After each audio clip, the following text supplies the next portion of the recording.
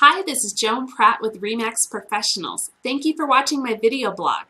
Today we're going to talk with a local company that does mudjacking and let you know exactly what that means. But before we do, I wanted to point out two useful buttons right here below this video. The first is instant valuation. The second one is search all homes, and this will allow you to search all homes in Colorado.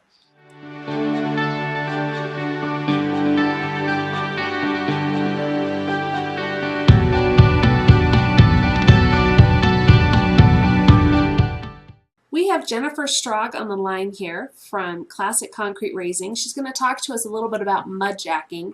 What is mudjacking? I'm betting a lot of you people are not familiar with this practice. And then tell us some of the things to look for, and also compare it to some of the other things out there like the foam filler and things like that. Jennifer, can you tell us a little bit about your company and a little bit about what mudjacking is? Sure. We have been mudjacking here in Colorado for the past 32 years. Mudjacking is an alternative to breaking out and replacing sinking concrete. So when I show a property and there's like a little pathway in front of the house and it looks like there's a tripping hazard there, maybe one of the panels was, shifted up a little bit and you might trip, is that something you could help with? It has to sink. Okay. If it has raised above the grade, then we can't mudjack it. It's already lifted. So you guys, I first found Classic Concrete Raising, I think it was in 2008. I had a basement. In my basement, the floor had moved, and there was a big gap underneath the baseboards on one side of the room, but it kind of got smaller as it got to the other side. Can you tell me a little bit about what you would do to repair something like that? Sure.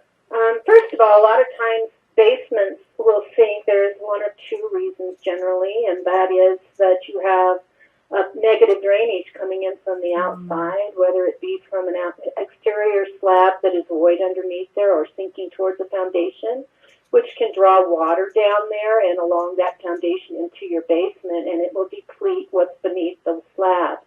And you had mentioned to me that mudjacking is not structural. Can you tell me a little bit about that? Yes, we get a lot of people who get confused over this. They'll walk away from properties that are for sale because they see something that is sunk and think that it is structural. Anything that sits on top of your foundation, if it sinks, that can be structural. But slabs such as floors, interior, exterior, anything like that, when the floor has sunk but the walls have stayed, that's not structural. Very cool. So can you tell us a little bit about the process of what you guys do? Sure. We use a mudjack pump, and there's specialized equipment for what we do.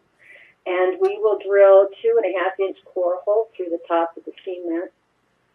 Actually, not 2.5, 2-inch core holes through the top of the cement in certain areas where we need to lift. And how many core holes will determine by several factors, such as how large the area is, where it is, where we need to pump it. And once they drill those holes, we take our pump, which is a high-pressure pump, and it will pump our grout mixture through that. It will find all the voids. It'll fill them up. And once it's full, it'll let us know, and we'll keep on pumping until it's up where we want it to be. Sometimes people don't need something lifted, but they need it filled. We have a big problem here in Colorado, especially here in the foothills, of animals taking up residence underneath slabs. And what they do is they will dig underneath, and they will get all that material out from porches, from sidewalks, from patios, and they make their home there, and you might not even know it. Is there anything else you'd like to add for our video blog here?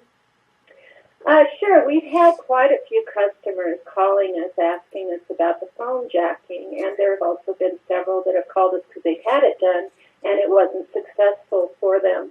And I can definitely tell you that it's absolutely not better than mudjacking. It serves a purpose just like mudjacking does. Well, I just think that cement is so much more of a permanent solution. Why would anyone even try foam?